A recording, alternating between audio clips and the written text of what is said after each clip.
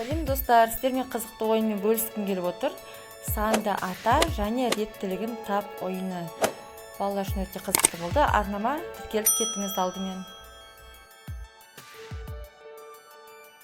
Бұл ойын сандарды есте сақтауға өте жақсы көмектеседі. Алдымен жасырып қойған сандарды бала ашу арқылы оны еске түсіреді және атайды. Бұл бірінші. Екіншіден, бала ол санның реттілігін таба біледі.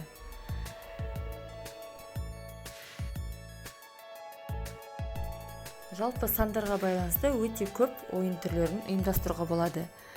Бала ауызша санап үйренгеннен гөрі көрнекіліктер арқылы, әртүрлі демонстрациялық көрнекіліктер, суреттер арқылы бала есте сақтауы өте тез дамиды. Сондықтан да баланың қызығушылығын арттыратын ойындарды көбірек пайдаланған жөн.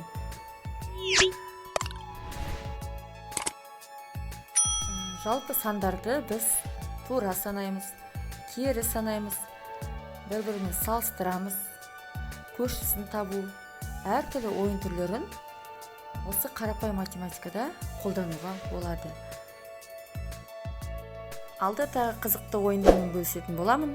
Каналыма тіркеліп, лайк басып, комментарияға өз ойыңызды жазып кетсеңіз. Сау болыңыздар.